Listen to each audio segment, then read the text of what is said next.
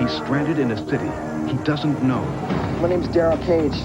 My brother Tommy and his wife Chris picked me up at the airport. And when I woke up, they were dead. Accused of a crime he didn't commit. If you're innocent, you've got nothing to be afraid of. Turn yourself in. Hunted by a man he's never met. Anthony Michael Hall. Out of luck. Out of time. Out of bounds. Rated R. Starts Friday, July 25th at select theaters.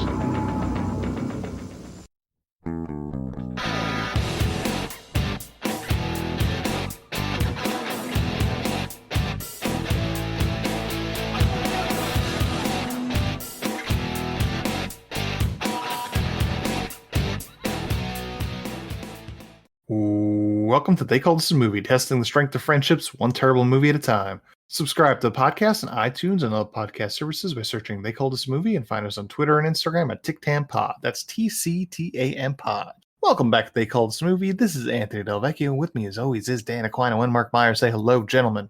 Hey, friends. Hello, everyone. So, over last weekend, I made one of those life decisions that you make. I decided to finally become a big boy and purchase or finance a vehicle rather than leasing.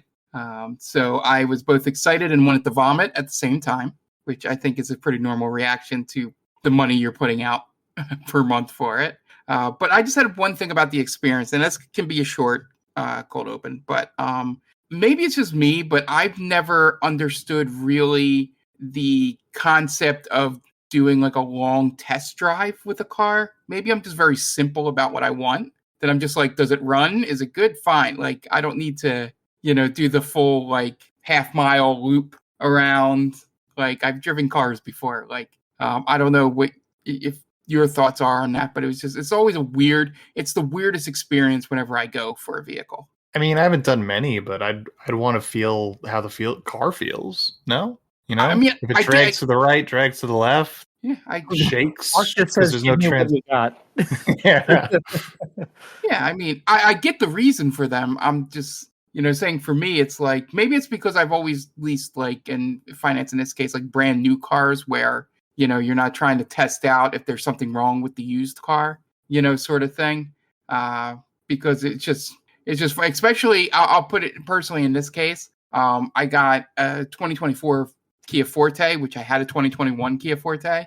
And before even getting in the car, my salesperson was like, yeah, nothing's changed. And I was just like, do we still have to do the awkward drive? And she's like, well, you might want to test it out. And I'm like, well, you're telling me it's no different than the car I currently have. But yeah, I don't know. That's just the one weird thing. And I'm obviously probably a weird person in respect to that, because every time I befuddle most car salesmen because they like ask and they want to do the pitch and do all that. And I'm just like, nope, does it run? Does it have 4 doors? What are the colors? Like, I'm not too picky with the thing. And I think it's sort of like, sometimes burst their bubble that they can't like flex the sales muscle to try to upsell me or anything. But yeah, I think you're their favorite type of person. Really? Oh, absolutely. You ask no questions. That's exactly what they want. Take this without asking questions. He just walks in with like a wad of cash fanned out in his hand. I wish I was like that. I would like to buy a vehicle today, sir. One vehicle, please. You I probably want to know like any of the features that come with it. No, thank you. As long as it has 4 doors. It's not a 2-door. As long as it's not that. I am probably underselling what I actually do there, because I've been able to get some really good deals during the process. They just tell you it's a good deal, apparently, based on how curious you are. I think what, to be honest, what more that I care about when I'm there is when it comes down to what actually the down payment, all that stuff is. Yeah. I think that's when I start asking a billion questions. But it's all starting to come together because Mark showed us his car and it didn't have a roof and we didn't know what else to tell him. It's this newfangled thing. The dealer was telling him, "You're practically stealing this from us right now." Yeah, it's they told me the roof will magically appear when it starts raining. He did. I don't have to do anything. He did one of these things to Mark. He said, "Listen, I'll let me go talk to my boss, make sure I could do this." He walked into the back, kind of did like a little, celebration dance, waited the appropriate amount of time, 5 minutes, came back out. All right, yeah, we can do that just for you. Is this car Sometimes- $20,000? It is now. sometimes my lack of confidence thinks that happens. But yeah, the whole I don't know, the whole thing is just if it's something like, I don't tell them what I'm looking to pay, but if they come back with things that are in my lower than what I'm expecting, then I'm usually not really too tough on that end. I did somehow negotiate out of not paying a down payment but getting nothing changed on my monthly, so I did something right. Yeah, but yeah, that was my car experience. Yeah, maybe Dan probably has a little more experience knowing the other side of this than I do, but I'm not really a big car guy. Just my dad would basically say it would be better to he didn't want to hit someone up for like one big score. Like it's better to have someone help them out. That way they're a return customer, or they refer their friends and family. So instead of hitting you up for the biggest amount possible, you get a longer return on someone. I feel that they've been fair to me compared to like when I talked about to my sister or other people payments they were paying at the same time, and I always seem to come out lower than them. So that's why I've been to this dealership 4 times. Well, it's that old Myers charm you put on. Yeah. I just don't, But I don't know. I think to be honest, I think it's because of the industry I'm in that if I'm on the reverse side, like I asked a whole lot of questions, when it came to my apartment, just because I knew of all the, things, Yeah, definitely ask questions. Like if you ever buy a house, ask. Well, I know that. Please, I don't want I'll take it. It has a door and windows. Yeah. Meanwhile, the entire thing is falling apart. Yeah. I see. It's that side that I know from my actual job. Do I have to do this weird thing where I go inside and look at it? We don't need to really walk through the house, do we? Yeah, I don't need to do that, right? The pictures looked fine. You didn't Photoshop those or anything. It was taken 20 years prior. But no, it just, like I said, I know, talking it out with you, that is probably weird on my end, but I wish I had something to sell you, Mark. I am making myself sound way more of a Mark than I am. The name is so perfect. I mean, trust. I'm sure you did fine. Don't stay up all night thinking that you just got taken based on this conversation. No, I won't. I'm just thinking. I'm just saying. As I'm saying this stuff, I'm realizing this makes it sound like I didn't do anything. Yeah. When really my thought process was, if give me the features of the car and all that. Like the test drive is the one thing, because it's just that awkward thing of having the salesperson next to you and while you're driving around, and maybe I'm just self-conscious about the way I drive, as you would know, Ant. You have to have not self-conscious enough, man.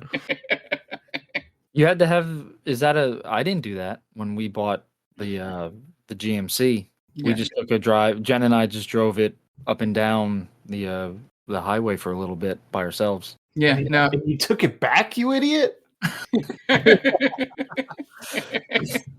Well, I didn't have any of the other essentials that I know. The dogs are in the other vehicle. Sucker would just drive off. You dummy. This is your chance, your perfect chance for a free car. They take your license before you go, so I need that. That's why you need to bring a fake license. Oh, God damn! Don't you guys know how to buy a car? Fuck. We'll steal a car. Both are so dumb. Maybe that's the thing, is that my dealership is the only one that forces the salesperson to drive, and that's why my experiences have always been awkward. Maybe next time you guys are in the market for a car, you take me with you. I was just gonna say I'll get you the deals. We got to bring Anthony with us next The time. old 5-finger discount. It feels like it'd be a Simpsons bit. Quick story with that.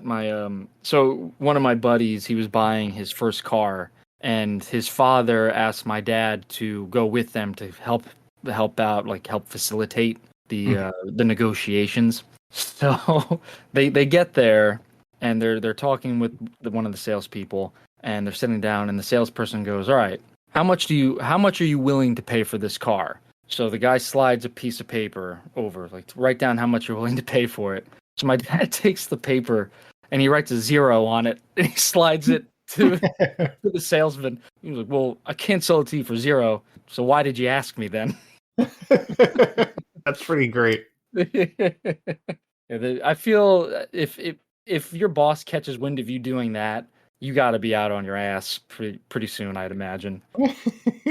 Oh, if next time I'm in the market for the car, that happens. That's exactly what I'm going to do, though. Oh God, I hope that happens. Please let that happen. If anyone out there gets into that kind of situation, please do that. Yeah, that sounds awesome.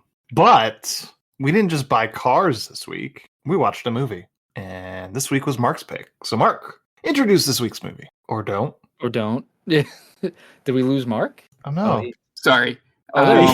He went back to the dealership and trying to force them to take the car back after we had this conversation. I made a huge mistake. I double muted the mic and I only unmuted one of the two things. Oh my God. Anyway. It's fine. I just have to now edit this podcast. All right. What movie did we watch this week, Mark? Yeah, so my movie this week was basically brought up to me by a coworker who I sort of talk about what we watch here because of one of the stars of Demolition High, or the bad guy in that, was also in this movie, and he'd actually seen it like literally the day before, was Out of Bounds, starring Anthony Michael Hall. It seems like one of those movies where, you know, he's trying to break free from that Breakfast Club John Hughes sort of reputation and do a little bit more adult acting. And it was just so quintessential 80s, you know, in that, if, you know, a lot of things that went on here, if you had to ask me to show someone who's never seen things in the 80s, there's a bunch of scenes in this movie that's like, yep, that's it right there. I even had a moment where they had a music cue, and for some reason my brain forgot that this was actually a movie shot in 1986 or whenever it was. And I went, that's a pretty good nostalgic song to play there. And so just shows you how locked in I was watching this movie. But yeah, it's a fun ride in the sense that a lot of the decisions that Anthony Michael Hall's character makes, they don't really give any precedent for him being smart enough to be able to do that stuff. He just seems to have this innate knowledge to know how to outwit a drug dealer. And it's just really a movie that probably felt a lot better on paper than when they gave it to the actors in this movie. Once again, the villains is really good. Same vibe. Little bit less crazy in this movie. And then the female lead, as I described to my coworker, Diz, seems like the person that always finished second and third for every 80s movie that came up for leading lady. And, you know, would never get booked in any of that, but had that look to where she would always get a call back. And it just felt like a movie that obviously was lost to time and nobody even really thinks about because it probably wasn't too much of a hit. But it does fit into that weird, coked out, you know, 80s vibe of movie writing. And yeah, it was, you know, wasn't as bad as I thought it was going in, but it also kept me pretty entertained as well. I don't know about you guys. Okay. Dan, what about you? Where are you coming from with Out of Bounds? I was not entertained. Oh man, yeah, I got nothing for this movie. It's a lot of nothing. Yeah, this I was thinking the entire time we were watching this, I was like, what the fuck am I going to talk about? Like, there's this, the characters are blah. The story didn't make sense to me. Like, I get what it's trying to be, right? But nothing is cohesive. Anthony Michael Hall's character is this Iowa farm boy. It doesn't come into play at all in the movie when he's in LA. It should have been a fish out of water type of movie where he's trying to get accustomed to life in the big city, but he just understands everything that he needs to do, essentially. Like, he gets a makeover, and now all of a sudden he's this punk tough guy facilitating drug deals with the cops, leading, having shootouts. Yeah, I don't know, man. I don't. Yeah, that's it. That's really it. This movie was just bland. Yeah. As for me, I've never heard of this movie before. I watched most of it the other day, and then I watched the rest of it today. And after watching half of it, I completely forgot the name of the movie, and I remembered very little of it. This movie, Dan, you're right. You're both right in that this is the movie that Anthony Michael Hall tried to branch out and not be the kid from The Breakfast Club.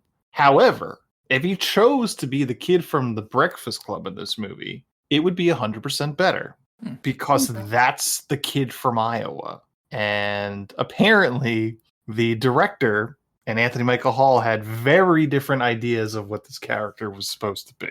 The director knew he was supposed to be a naive kid from Iowa. Anthony Michael Hall was dead set against doing that. So that's why we have this weird movie with him immediately just being like, I'm a tough kid, and I'm calling the shots. It reminded me very much of Trancers without the sci-fi. Okay. Like, the relationship between him and Diz felt very much like the relationship between Trancer, whatever his name is, Mr. Trancer, and Helen Hunt. Yes. To the point, like the similar scenes where he's explaining things in the car, and then, all right, now we're gonna go into my world and check out the nightlife of mid '80s LA, where very, very similar scenes occur there. Mm-hmm.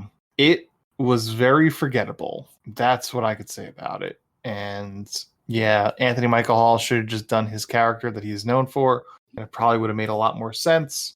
Otherwise, we just have this movie that I really can't say much about it like you, Dan. It happened, and I forgot most of it in the middle, and then I just recently watched the stuff at the end, so I still remember that stuff.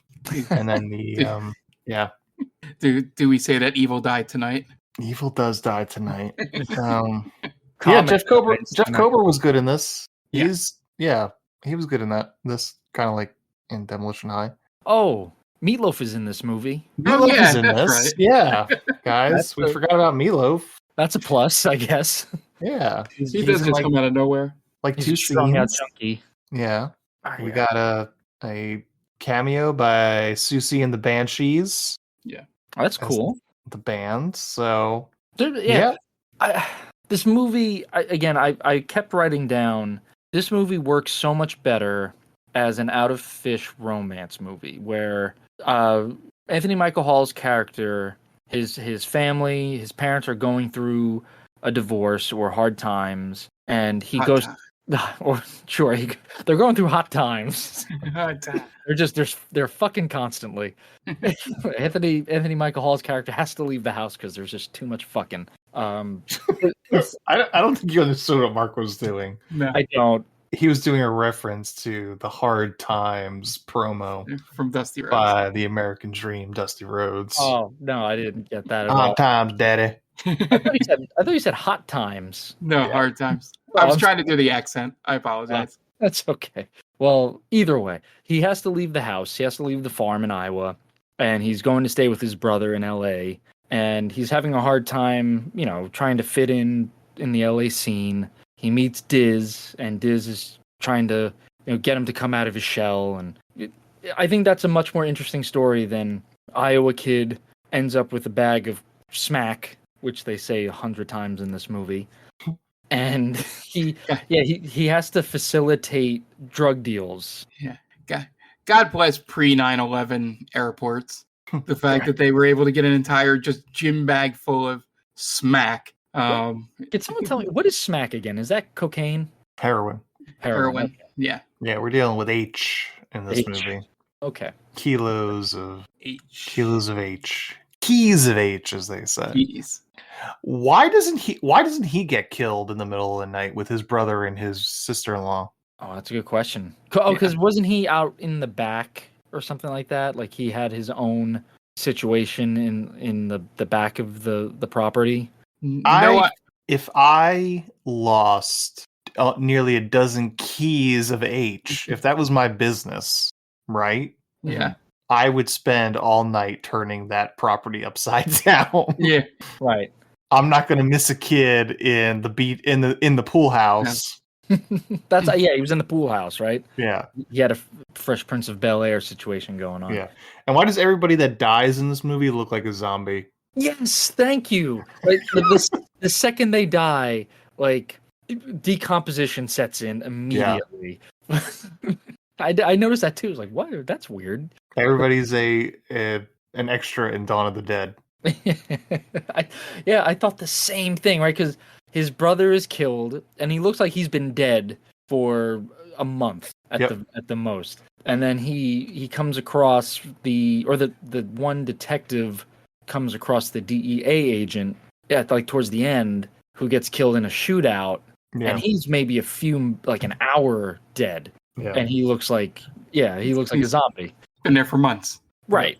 And Jerry Levine, who plays Marshall, in his chair is already decomposing. Well, they had one makeup artist, and that's all they could do. Yeah, right. Or the makeup artist just said, "I'm going for it." Doing zombies. Yeah, yeah. No, I don't know, man. I think it makes more sense now that there was two vastly different ideas at work in this movie. Yeah. This movie, and I don't even think there was really. I kept thinking to myself, "There's not a better movie hidden in this." No. Yeah. No. The premise of the movie itself, while I am one that did like it, is a little too rushed, in my opinion.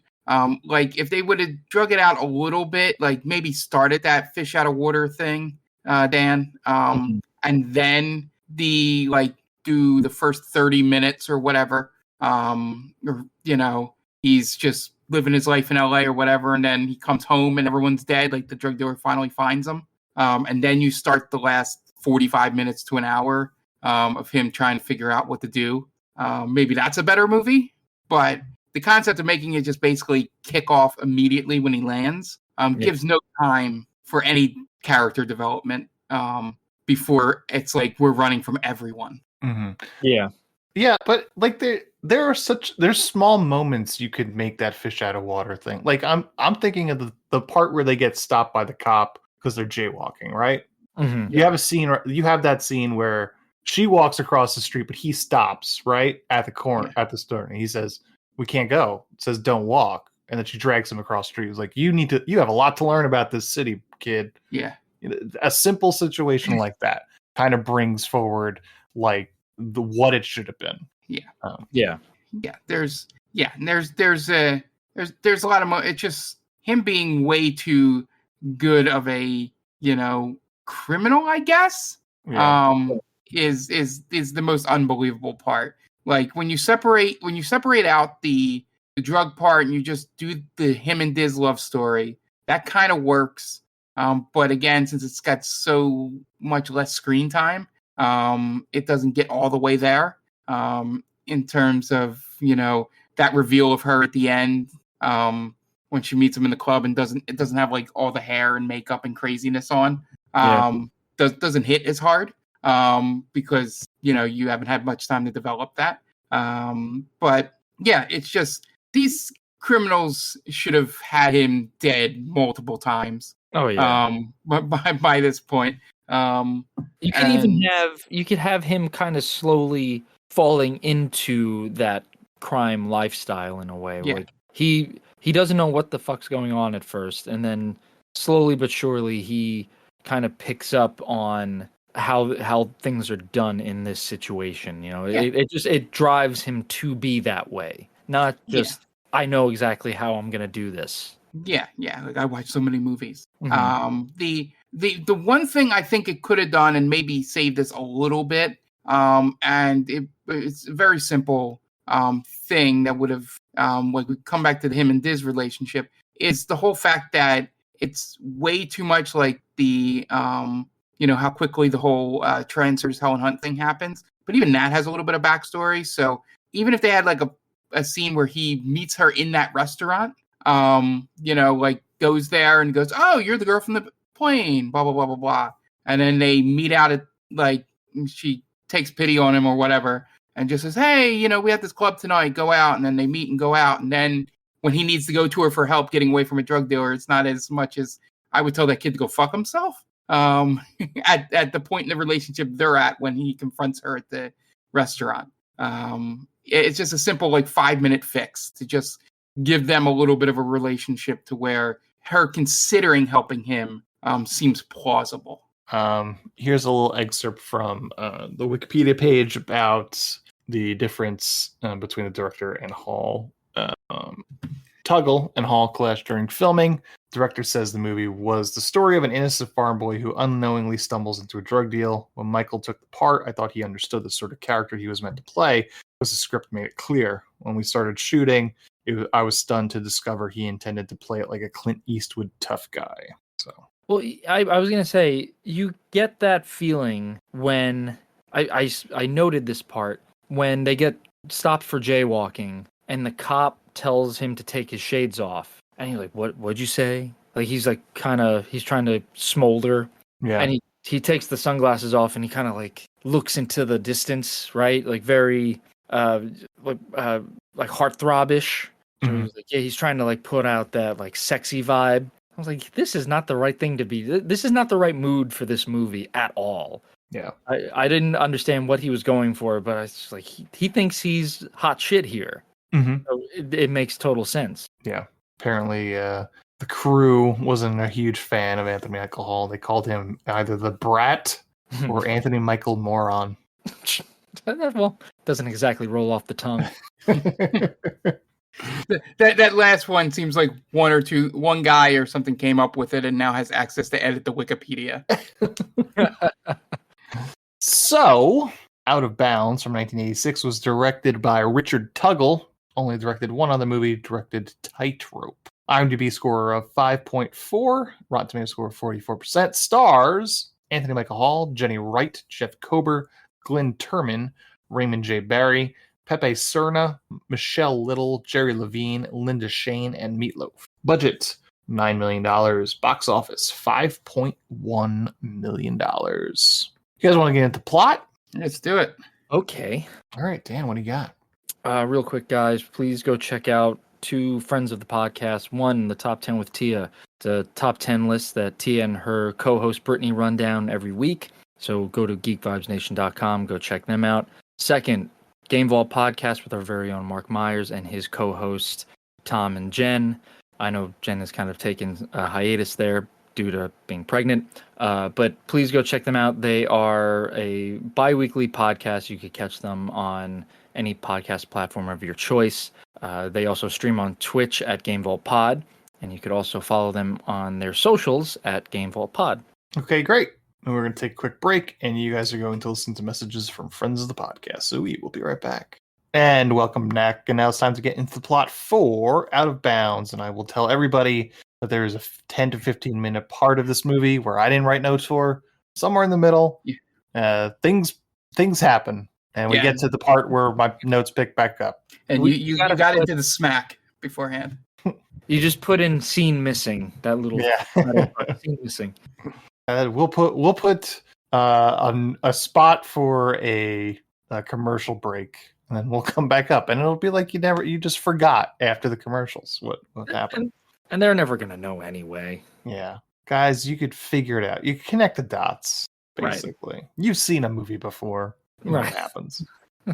Hey, I watched Return of the King without watching 2 3-hour movies, and I figured it out. So you guys could listen to this podcast with 10 minutes of this movie missing. You got the gist of it, right? 2 guys walking.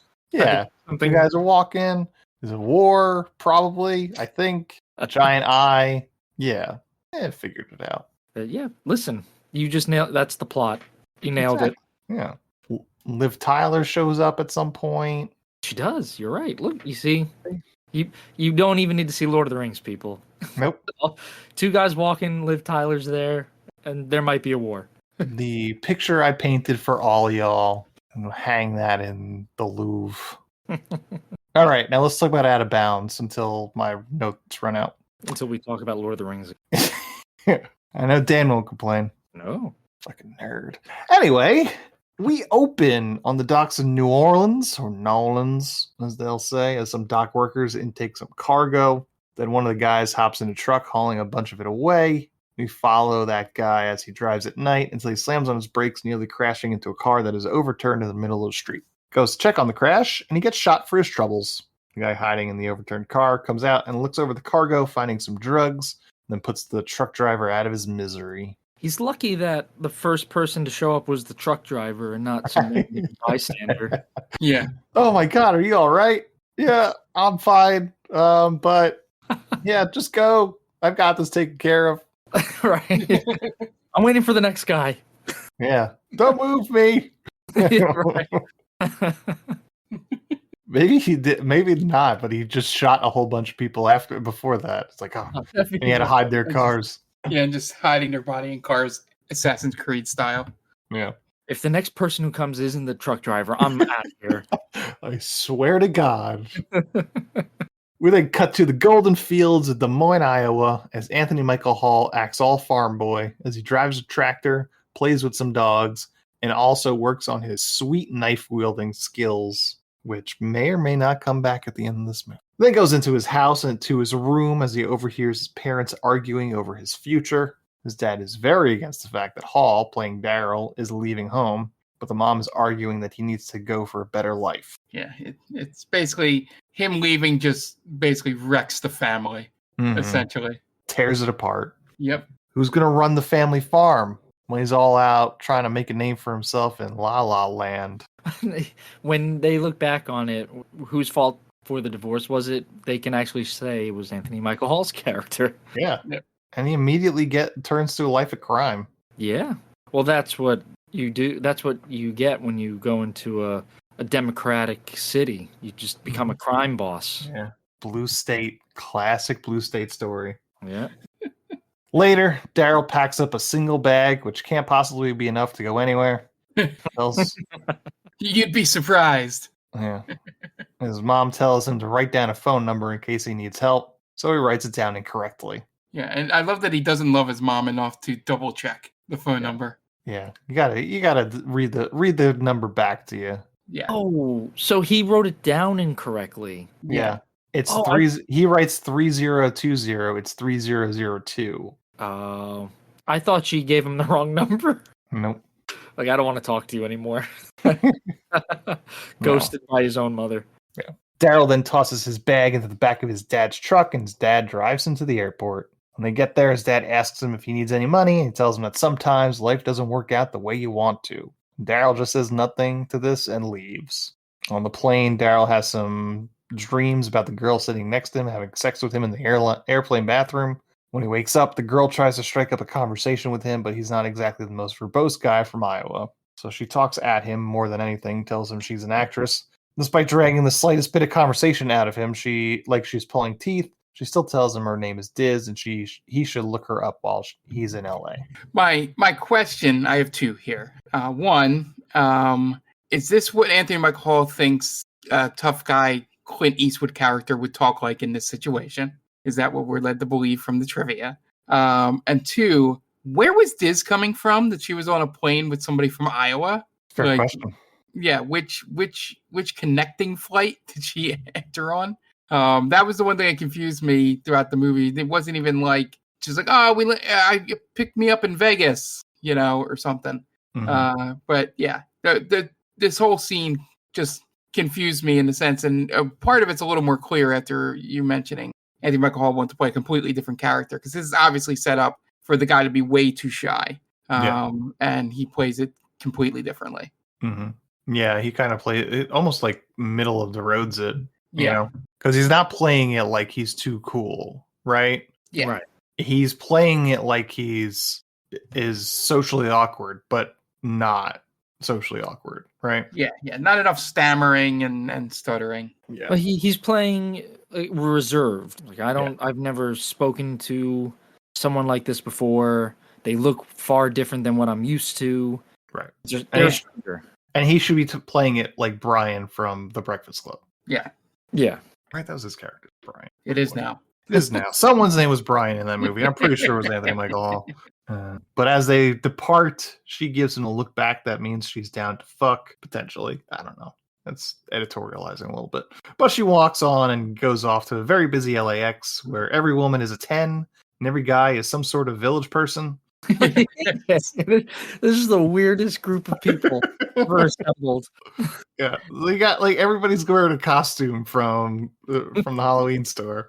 Oh, we got a sailor here. We got a construction worker. Got an Italian guy with a big old mustache. Yeah, you had some very strange people just wandering through LA. Yeah, I guess it was to highlight how different the city is compared to Iowa.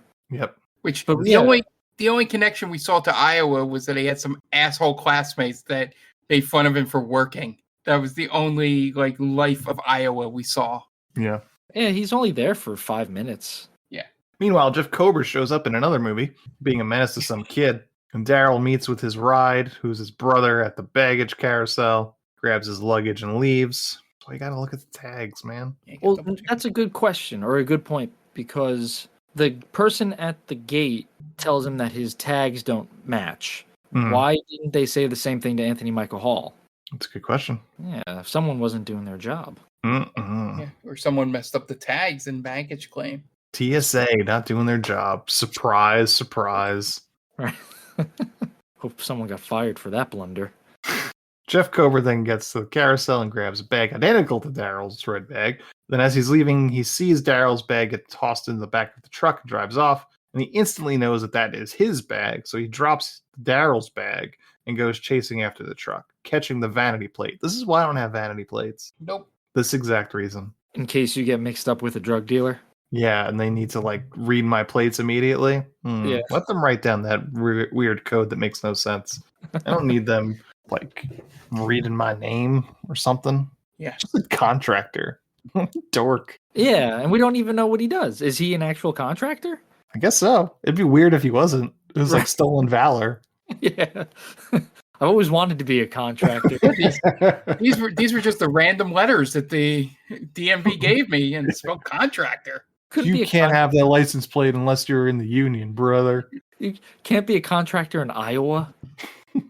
I traveled out to LA to fulfill my lifelong dream of being a contractor.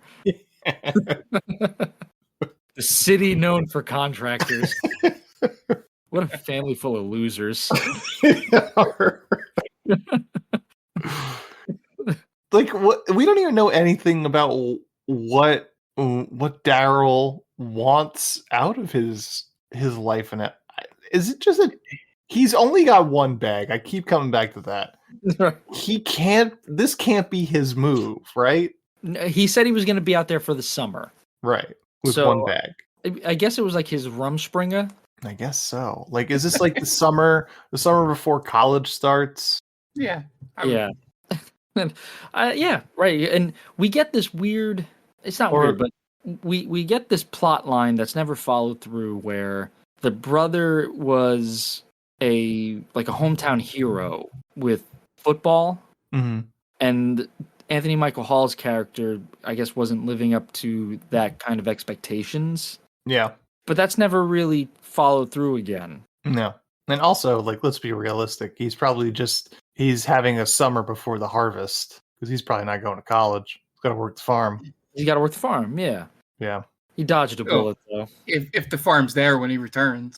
Maybe. I don't know. What's the fucking drama with his parents? I didn't understand that.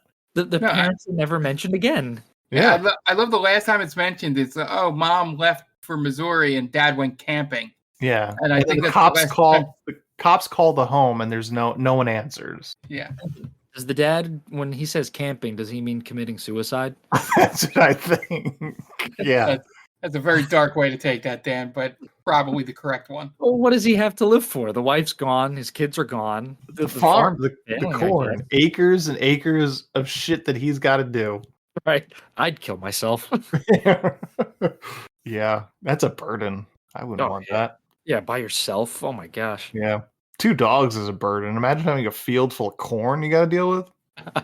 Right. By yourself, fixing all of the equipment, being up at the ass crack of dawn. Yeah. Just for corn. Yeah. At best, you're getting subsidies from the government telling you not to farm. Yeah. I was going to say, you're not even producing like a cash crop, really. Yeah. Just corn.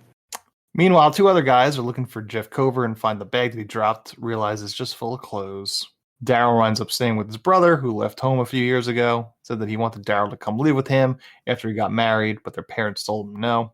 Daryl then tries to work up the courage to say something important to his brother, but he can't, and then they both retire for the night. But you always got to make sure you speak up. You never know when's the last time you'll talk to someone. You never know when drug dealers are going to break into your brother's house and turn him into a zombie. That'd be great if he was like, you know what? I'll tell him tomorrow. It's not like he's gonna die. In the morning, Daryl wakes up and grabs his bag, opens it to reveal several kilos of H, grabs his trusty knife to inspect it, and confirms it's heroin. Which, I don't know if we got a better shot of it, but to me it just looked like bags of brown sugar from the angle that I saw it at a couple. You know what? It works. Works for my student film. And works also, for this movie. He knows what heroin tastes like. Yeah, right? He's just like, I've seen some of this before. Right. Let me inspect it like I'm a detective. I wonder if he did that in every take, and the director's like, no, you can't do. Oh, geez, fine, we're done. Next scene. Anthony, your character would not know what heroin is. You are 18 years old and you spent your life on a farm. But no, he's a hardened, mastermind. He's seen the movies. He knows. Yeah. You know what? Any scene where someone tastes drugs reminds me of. Have you ever seen the movie Showtime with Robert De Niro and Eddie Murphy? I have not. No. It's maybe 20 years old at this point. Terrible movie. But it's like they're cops, but they're basically creating a reality show for them. So they have to get like TV cop training. So they hire William Shatner, who was playing himself because he was a TV cop, I think, for TJ Hooker. Correct. And he's like showing them the proper way to like discover cocaine, taste it, and know, and like the facial expressions and stuff like that. So he's doing that. And then De Niro's character is like, what if it's cyanide? And it's like, well, it's never cyanide. It's never It just reminds me of that. Oh, it's like, what if it's cyanide? Just a random aside. Don't watch Showtime, by the way. That's the best part. Just don't watch it, you said. Don't watch it. No. Okay. Off the list. It's not particularly good. Can I just search that scene? Maybe. I don't know. It's got to be somewhere. Yeah, it's probably Sure. YouTube. I mean, do you guys remember this movie? Am I the only person in this world that remembers this movie, Showtime? Showtime? Yeah. I've never heard of it. From Okay. 20 years ago? I saw it in theaters. Oh my gosh. What are you doing? I wish I could do the live. Oh yeah, I definitely heard of it, Ant. To make you feel, I'm like, No, I believe you. You don't have to make me feel better about myself. Don't appease him. No. 2002. 2002 is 22 years ago. Oh, thank God. It's been a weight on my shoulders, Ant. Just There you go. trying to make you feel better. Never. It's 2000s Eddie Murphy, not good. Pre-post Bowfinger. I think it's post Bowfinger, It's isn't it? post. And pre My Name is Dolomite. It's a long decade. Yeah, it took a while for him to make his comeback. So he goes tell his brother about all the heroin he found. His brother and his wife are already dead, and by the looks of it, very dead. I'm not sure why Daryl didn't get dead as well, but who am I to judge murderers, drug dealers? Then a guy who I assume is Daryl's brother's neighbor comes in to tell him about his overflowing septic tank. Daryl immediately pulls a gun on him and shoots him before he runs out. I stopped paying attention for a little bit for some reason. Yeah. And then I picked up where he shoots the neighbor or the business, whoever he is, he shoots the guy. Mm-hmm. I'm like, oh, this is probably a dream he's having. I felt like that was going to be a dream too. Yeah. Just by the looks of the dead bodies being almost zombie-like. Yes. And then him being in LA for all of 8 hours and shooting an innocent person. Right. Yeah. So I was like, oh, it's got to be a dream. But Yeah. the movie Nope. keeps playing and playing. Like, all right, when's the dream gonna stop? You Yeah. can wake up now. Because they've already put that seed of doubt in it because he has the dream sequence on the plane. Exactly. Yes. Yeah. He runs, and in record time, Daryl gets a police tail on him. Tries to call the cops to report it, but a couple of trigger-happy beat cops blow away the phone booth he was in when they see him. He then hops on the back of a guy's motorbike and tells him to drive, and he obliges quite well. What does he say? Like, oh yeah, like You got it. you got it. It wasn't his first time being held up, I'd imagine. Yeah, I mean he is in downtown LA, but that guy was like, all right, this is a little change up the monotony of my daily life. And that whole chase sequence, Dan, you can go because I think we might say the same thing. Well, no, I was gonna say he handles it so well. He's the MVP. Yeah. I thought he was gonna become a reoccurring character. Yep. Because he has a conversation with Anthony Michael Hall afterwards. Yeah. I've never seen that in a movie where a person gets held up, they get held up and then they go through this elaborate chase or whatever, and then they have a friendly conversation with the person who held them up. Yeah. And he goes above and beyond in that chase sequence. Oh, does he? Like most people would probably just try and shake you loose, right? This guy is like, I'm going through a billboard and then I'm going off of a ramp. Yeah. And I'm losing these fucking pigs, man. He was the original ACAB. Yeah. He knew it was like, whatever this kid's going through, I know it's got to be some bullshit because the cops are after him. Look, there's a non-0% chance that guy has like a swastika tattoo somewhere on his body, but he is 100% ACAB regardless. Yeah, absolutely. yeah. He definitely goes above and beyond. When he jumps the ramp, I thought this is too much. Yeah, he should have came back in some way. I thought he was. I thought he was gonna be like his buddy from then on. Like, hey, listen, man, if you need some help going forward, call me at this number. And he shows up in like the third act. Yes. So Anthony Michael Hall, like they're setting up the the drug drop, right? Mm-hmm. Like, I got a guy that I can trust, and they call this guy to kind of help him facilitate it or help him get out of there. Yeah, that'd have been welcome. That'd have been a welcome change. This guy does an incredible job of driving, and a chase ensues through the alleys as they lose the cops through downtown LA. Eventually, they get away, and Daryl, the motorbike owner, makes it to the hills. Daryl apologizes for the gun and asks the guy if he should go to the police. And the guy says, "Fuck no, they tried to kill you." ACAB, baby. So Daryl mentions the only person he knows in the city works at a place called the Beanery. Guy takes him to a bus stop and puts him on a bus, and they depart, each of them giving a fist of "fuck the police" in solidarity. I feel, now that I think about it, the Beanery, I feel like that's kind of racist. I was expecting a coffee shop. Yeah, but it's like a weird Hollywood theme restaurant with pool tables. Oh, I didn't even notice that what was in the restaurant. Yeah. Daryl gets on the bus and hides the bag in the vent. Meanwhile, Cobra sees a report on the cops looking for Daryl. Daryl makes it to the Beanery, which is some sort of kitschy restaurant with billiards. This is a waitress getting hassled by customers. Daryl tells her he needs her help. After some convincing, she decides to leave, as well as throw some food on her customers before she leaves. Meanwhile, Cobra goes to a place in Venice Beach while two cops tail him. Visits with a junkie woman who tells her to tell her friends to keep an eye out for a kid with his stuff, and then kills her pet mouse. Very upset about that. Yeah, unnecessary. This brings Daryl to her house so he could call the number his mom gave him, but he wrote the number down wrong so it doesn't connect. But while he's on the phone with the operator, she sees his police sketch on the news and freaks out and sneaks out to leave. But he catches her and doesn't exactly act innocent. When she doesn't believe him, immediately walks off. So she decides she wants to hear him out. So she drives over to him, and in the car he tells her the whole story. This was the Trancers part you're talking about, right? Yeah. Felt very Trancers-like. Yeah, and this is the part I was saying. If you just spent 5 more minutes earlier in the movie establishing their relationship before he confronts her, this scene makes a lot more sense. Mm-hmm. She convinces him to talk to the cops, and he talks to a lieutenant and tells him his side of the story. Lieutenant convinces him to meet to discuss, but when they meet at an open-air market, a couple of street cops recognize Daryl from the sketch and start chasing after him. Got to make that quota. Yeah. The lieutenant and the cops chase after them, but Daryl and Diz lose them through one of the stands. And when they get somewhere safe, Diz tells him that if she's going to help him, he has to start doing things her way, and that includes getting him to look like he's unrecognizable. And so they dye his hair. Good. I was going to say, you're going to describe it all, but it's very much a Clark Kent effect. Yeah. They dye his hair and give him a new, hipper wardrobe. And it actually works as he winds up being unrecognizable to a cop who has his police sketch on his dashboard. So those two start asking around the people that Diz knows about who's trying to unload these dozens of keys.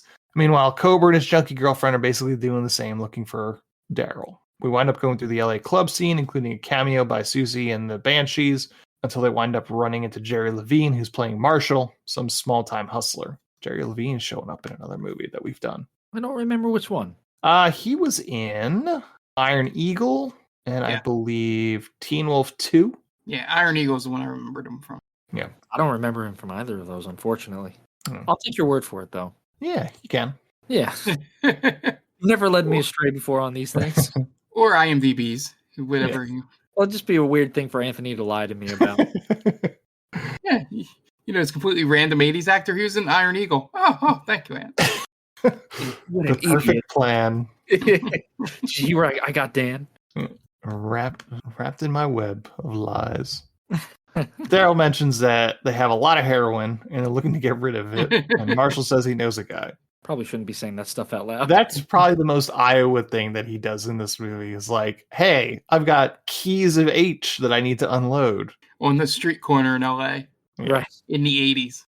Yeah, he could probably just sell it. And not the most quiet thing to do. What's the word? Inconspicuous. Yeah. Meanwhile, Lieutenant Delgado is at the house looking over the crime scene. Daryl and Diz meet back up with Marshall, who introduces them to the guy he knows, and it's Cobra, who reaches for his gun. Daryl immediately smashes him in the head with a beer bottle. Chase ensues through this club until Daryl and Diz hide in a dumpster to get away. Diz and Daryl then go to a bus depot to retrieve the bag, and he winds up finding it almost without incident until he has to kick a security guard in the face and then crashes the bus and then escapes off the roof of several of them. I think my two favorite moments of this scene is the fact that there's no reason for him to steal the bus. But for some reason, he steals the bus. Yeah. And the moment when he's climbing out of the hatch and those two cops are trying to get on top of the roof to get him, and they're just sort of jumping there like little kids when you hold something too far out of their reach. That was probably the only moment really in the movie that made me laugh out loud. There's a part in that scene where he opens one of the hatches and there's nothing there, and it's just the next hatch over. Yeah. I thought to myself, what was the point of that? Right? Yeah. Was that supposed to be like a fake? I guess it was a fake out, right? Like, oh, it's gone. Oh, wait, no, it's right. Yeah. Kind of reminded me of that Simpsons Treehouse of Horrors when he's the monkey's paw. I bought it from right over there. Oh, no, wait. It was right over there. You'll be sorry. Chase ensues, Diz and Daryl. Cobra picks up Marshall to talk, and it doesn't take much convincing for Marshall to tell him that he's going to find the kid. Yeah, I did like there's pretty good torture scene in the sense of using the earring and then putting it in the steering wheel to sort of do that. I was like, oh, okay, that's pretty inventive, and he makes it look very menacing while doing it. And Marshall gets a message out to Daryl to call him, so he does, and it's Cobra on the other end telling him that he wants his stuff. Daryl agrees on the condition that he gives him a couple of grand for his troubles, and Cobra says sure. Figure out a place to meet, and Cobra has his man Lamar staked out and ready to make it rain lead, he says. This whole situation he could have just found any drug dealer in LA and just gave him that bag for $2,000 and they would just throw the money at him while running away with the bag. There's no reason for him to engage with this criminal at all. He could have been on a plane back to Iowa before anyone noticed. Then he's a fugitive from the law. I would have been more interesting if Cobra wasn't the main villain. Like he had someone to answer to, like maybe a cartel kingpin or something like that. Like he basically owed these drugs to a big time player. Mm-hmm. Do you think I'm saying Cobra? What's that? Do you think I'm saying Cobra? Isn't that what you're saying? Cobra? I'm saying Cobra. Oh, I thought you said Cobra. That'd be an awesome name. Well, his name's Roy Gaddis. All right, I Right, have no yeah. fucking idea. So Gaddis. It would have been more interesting if Gaddis had owed this to a big time player, I guess. So that's why he's so adamant on getting the drugs from him. Yeah, like when they find out, skipping ahead a little bit, not that it matters in this movie, but when you find out that the DEA agents that have been tailing him are dirty, like they don't even like give them a connection to some cartel, Right. like Dan's saying, not just that they're dirty DEA agents. Yeah, because what do they get out of it? Yeah, present another big bad. Right. You know, even if he never confronts him at all in this movie, it gives everything more of a purpose. Yeah, because again, what is Cobra's character getting out of it? Other than we know they get the drugs, but who's he selling it to? Yeah. Meanwhile, Daryl calls Delgado and tells him about the drop off. Drop up winds up happening at some other depot where there's 18-wheelers there instead of buses. While they wait for the drop, the guy's tailing Cobra smashed the windshield of the car Lamar is waiting for, pour gas into the car, and then light him on fire. The car explodes, and Cobra doesn't notice as he opens the bag Daryl has left for the drop. That part made me laugh a little bit. The explosion in the background, and you can see on his face the explosion, right? Yep. And he doesn't pay attention. Like, oh, that came from the spot where my one henchman was at. Maybe I should look over there. Yeah, makes absolutely no mind of it.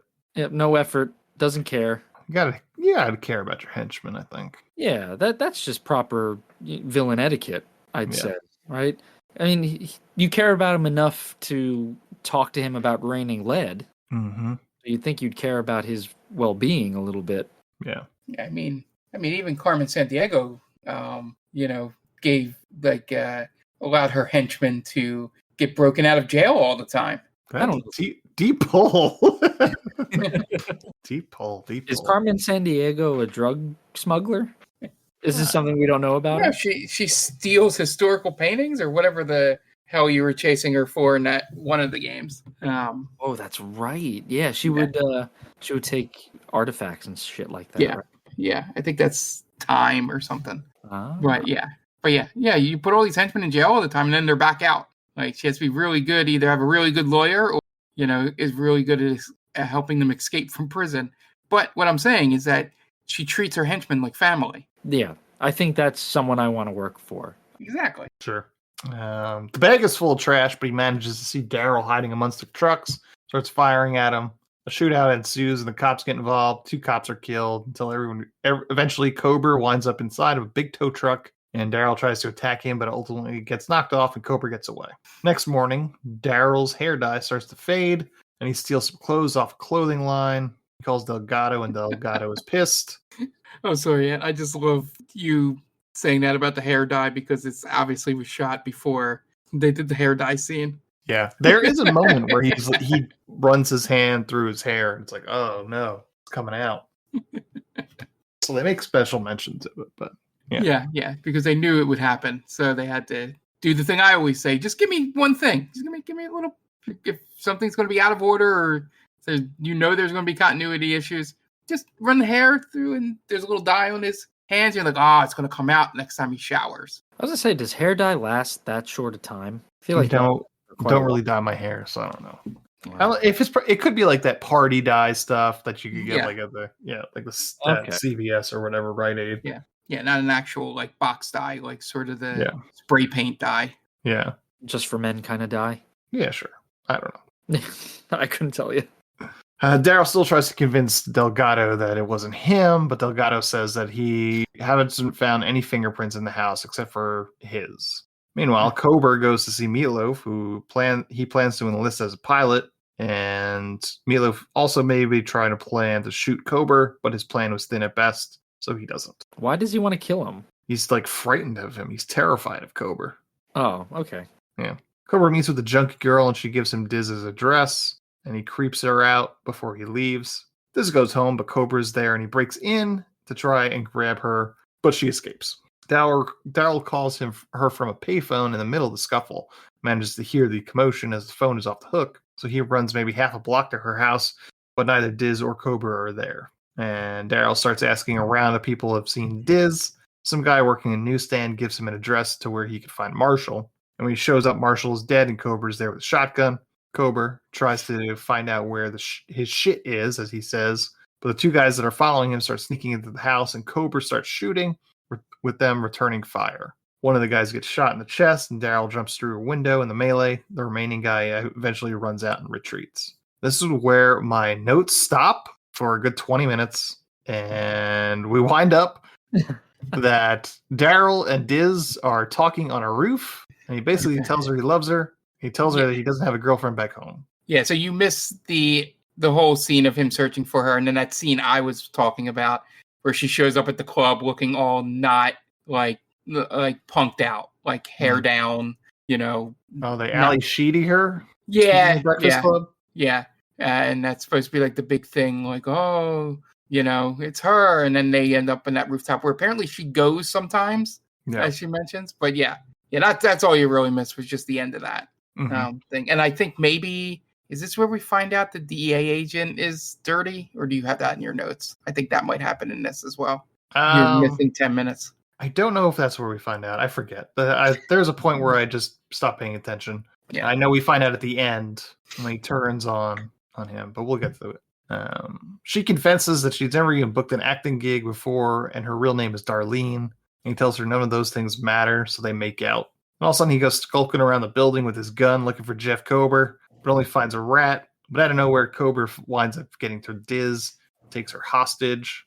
He tells Daryl to drop the gun, which he does, and then makes Daryl toss him the bag, which he does. He then forces both of them to the edge of the building at gunpoint. And he's about to shoot Daryl in the back of the head. One of the agents come up behind him and shoots at him, allowing Daryl and Diz the chance to run. Cobra and the agent start to shoot out on the scaffolding. Cobra hits the guy in the leg and then jumps several floors off, landing in a pile of trash, then hops on a motorcycle and drives away. And then the DE agent tries to chase after Cobra, but Daryl pulls a gun on him until he realizes he's a DE agent and working the case against Cobra. So Daryl lets him go, but realizes the DEA agent can't do much with the bullet in his leg. So Daryl helps him into a car and drives after Cobra, while Diz flags down the nearest cops. Daryl and DEA agent makes it to Cobra's house and bust down the door, but Cobra is already gone as they see him running out the window. They chase after him, and it leads them to the airport where Cobra is hopping a private plane piloted by Meatloaf. They shoot at the plane. Meatloaf gets killed. It blows up.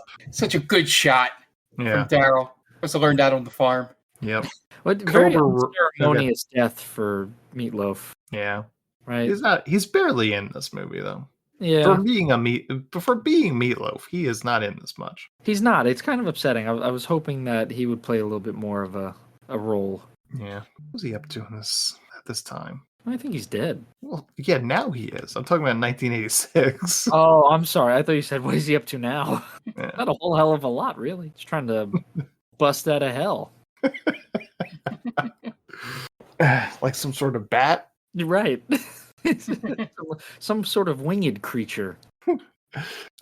So Cobra runs. He winds up in an airport hangar or something, someplace. He gets shot. Right? Daryl's the one that shoots him, right? Yes. Daryl's got blood on his hands in this movie. Quite Not a bit. An innocent boy from Iowa anymore. Wouldn't it have been interesting if we find out after all this time that Anthony Michael Hall's character had some like serious shit going on in Iowa? Like he has bodies in Iowa. He's building a meth lab. Yeah, something crazy, right? Like he's gone off the deep end quite a few times, and he's got some stuff buried out in the cornfields. Nice.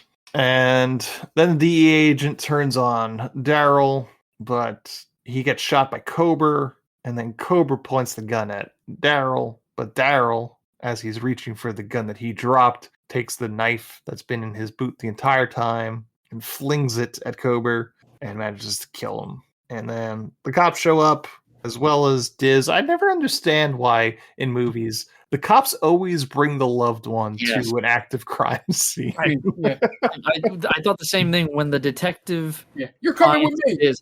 You come with me. Why? Yeah, you're putting a citizen in danger.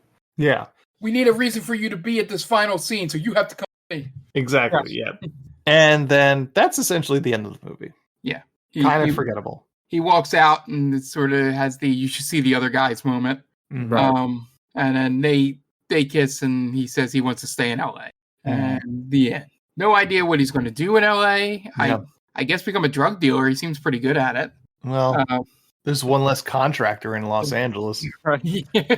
I'm gonna fulfill my brother's dream of being a contractor. And he's got the Jeep with the license plate, so Well, word would probably travel around that this kid took down a known drug dealer. So, like, don't fuck with him. He runs the streets now, you know? He still has 10 keys to get rid of. Oh, they never found the drugs? I think they probably did. Oh, okay. Yeah. I think he tells the cops where it is. That would be a wild end. Like, oh, we got the bad guy, and we also have the drugs. Oh, he threw him in the river or ocean. I'm sorry, I couldn't stop him. Yeah, you know, he got rid of it somewhere. I don't know what he did with it. Mm-hmm. He hit it on another bus. It would be like the Goodfellas part. That was all we had, Karen. Karen! $15,000. That's all we had. They were never gonna find it. Yeah, they were. Yeah, that's the movie. We got a third segment coming up, but you guys are going to listen to messages, or you guys are going to listen to some ads. So pay those bills, and we'll be right back. And welcome back. Now it's time for Movie Grid. We are going to do Movie Grid. MovieGrid.io is the website we're using. And this week, we got an interesting one. So from the top, left to right, we have Paul Dano. We have $100 million box office run. We have released 2000 to 2024. And then the vertical is from top to bottom, Steve Carell, Lupita Nyong'o, and Jake Gyllenhaal. So that is our movie grid this week. All right. And as we usually do, we're just going to try and fill this board. So, fellas, let's start with Mark. Mark, why don't you start? Where do you want to go? Let's go Steve Carell, release from, and do Walter Mitty. Okay. 2000 for 2004, The Secret Life of Walter Mitty. Yep. All right. Ooh. And we're off to a bad start. Was he in that movie? He was in that movie, right? I think you're thinking of... I'm thinking of... Shit. No, I know what one I'm thinking of, but it wasn't that movie. Oh, man. Shit, okay. I'll come back to it. It's okay. Dan, what do you got? Where are you going with this? All right, I'll do Steve Carell, Paul Dano, Little Miss Sunshine. Okay. 100%. Yay. All right. Mark, where are you going? Redeem yourself. Redeem myself. Steve Carell, 40-Year-Old Virgin for $100 million box run. Okay. Does anybody want to overrule that, or does that sound... 40-Year-Old Virgin? I don't know. I don't think so. I'm trying to get a good percentage is my thing. We don't care about percentages, do we? Usually the lower score, the lower percentages, yeah, it gets you a better score at the end. All right, then can I do something more obvious? Sure. For this one, for not this one, but Jake Gyllenhaal in the same box. Sure. Spider-Man: Far From Home. Sure. Yeah, you got it. I got a little nervous. Like when that didn't pop right away. All right, Dan, where are you going? We'll continue on the Paul Dano. We'll go Lupita Nyong'o, Paul Dano, and 12 Years a Slave. Yep, another 100%er. I'm ruining everything. All right, Mark, where are you going? This wasn't the movie I was thinking of, but it just popped into my head, and hopefully it's a low percentage. A movie that I really enjoyed a lot. We'll do Steve Carell, 2000 to 2024, Foxcatcher, the movie about DuPont and the wrestlers and stuff like that. All right. Foxcatcher's correct. 10%. Nice. All right, Dan. Finish out Paul Dano with Jake Gyllenhaal in the movie Prisoners. All righty. And 90%. I'm surprised that they were in another movie together. I believe they were in Okja together. Okay. Yeah. Let's do Jake Gyllenhaal in that bottom right and do Donnie Darko. Ooh. Cult favorite Donnie Darko at 7.5%. Yeah, my thing is like that better not be like a 99 movie. People were obsessed with it in college. They did love that movie. I haven't watched that since college, I think. And let's go Lupita Nyong'o, released from 2000 to 2024. Okay. This is going to be a high one, I'd imagine, but we'll do Us. Well, 34%. figured that'd be higher.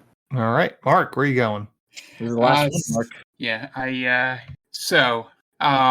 for Steve Carell, $100 million box office. I'm going to take a shot at this because it feels like it should be one. And I hope he counts in it. Minions?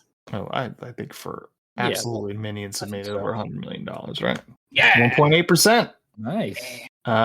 We can keep going. We got one more. Dan, you want to bring us home? Yeah, this is an obvious one. Black Panther, Lupita Nyong'o. All right. Oh, actually, we could probably do The Force Awakens. She's in that movie. That was good. 6.9%. Yeah, Pretty good. That was the whole reason I did. You were right, Mark.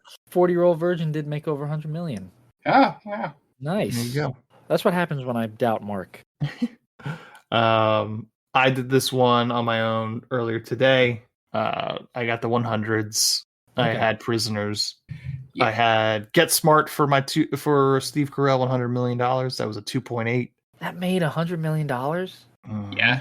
Lupita Nyong'o, $100 million was Us at 25.1, and Jake Gyllenhaal, $100 million was The Day After Tomorrow, 5.3. Oh, gee, I knew that too. Yeah, but I was a little gun shy. And then down the last column, Steve Carell, 2000 to 2024, Seeking a Friend for the End of the World, 1.1%. Fuck. Lupita Nyong'o, 2000 to 2024, Little Monsters was at 5.4.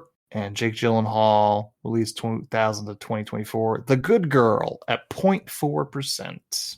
Maybe that should be I agree with Mark now. Maybe it would be more interesting for us to try to figure out the lower version, like the lowest percentage, instead of just going for the obvious. Yeah, well, the first two you guessed were 100%, so you couldn't go with percentage there. I don't know if Steve Carell and Paul Dano were in any other movies, to be honest. No, your Paul Dano category, that's the best you could do, unless if you can figure out what 9.2% movie is down there. Yeah. Probably Okja, right? Yeah. So the movie that I thought was Secret Life of Walter Mitty, I looked it up after Secret of Marwin? Was that Welcome to Marwin. Welcome to Marwin. The Secret Life of Walter Mitty, is that not That's Ben Stiller. Okay. Yes. As soon as you said it, it didn't come up. I was like, fuck. Yeah. Honest mistake. Yeah. They both have weird sounding titles. Mm-hmm. Yeah. I'm glad you took the Dano category, because the only one I knew was Little Miss Sunshine. Wouldn't got any of the other two. Yeah. I actually haven't seen 12 Years a Slave, but I got it because whenever I'm stumped on with Lupita Nyong'o, I just throw 12 Years a Slave at the answer. She's got to be in it. Well, I know she is in it because she won the Oscar for it. But I was like, yeah, it's probably that. Paul Dano's white, probably played a slave owner. And he did. I think he did. See? Yeah. No, that's Donnie Darko. I'm surprised Donnie Darko was as low as it was at 7.5%. Yeah, that's in early 2000s, I would guess, since how popular it was when we were at Penn State. Yeah, that's 2001. I was going to say either 2000, 2001. That's why I was nervous. Yeah, when probably recency bias too, because it is up to this year, so people are going to say more recent movies. Mm-hmm. When they do results, do they show what the lowest percentage ones are, or just the highest? No. Okay. They showed the most obvious answers. Okay. Just curious. Yeah. Yep. Most obvious answers: Crazy Stupid Love for Steve Carell 2024. Yeah. How is that the most? Wow. I mean, this is pretty split. That's all. It's the highest, most popular correct guess, but it's still only 12%. No, that's what I mean. Like, a lot of people must know a lot of Steve Carell movies, or they all guess 40-Year-Old Virgin, like in that middle, and then I'm guessing. He's got a lot of movies to choose from. Yeah. Dan in Real Life, Get Smart, other movies, Anchorman, Evan Almighty, all three Anchorman Despicable Me's. Yeah. All right, cool. Yeah, that was fun. All right. That's going to be our episode this week. Check us on all our socials. TikTam Pod on X, formerly known as Twitter, as well as Instagram, and on Threads, and on TikTok, where they call this a movie. Hit us up at Gmail, tictampod@gmail.com, where you can hit us up, suggest some movies, and any other suggestions. Tell us what a good third segment you think would be. That'd be cool. Yeah. Yeah. Give us a topic to talk about for like a top 5 or a fantasy draft or something like that. That'd be fun. Yeah, that's going to be it. The director of Out of Bounds is Richard Tuggle. So for Dan Aquino and Mark Myers, this is Anthony Vecchio telling Richard Tuggle, well, you certainly made a movie, didn't you? Thanks for listening to They Called Us a Movie. Subscribe to us wherever you get your podcasts, and be sure to check us out on Twitter and Instagram at TicTamPod. That's TCTAM Pod. You can also check us out on TikTok at They Called Us a Movie.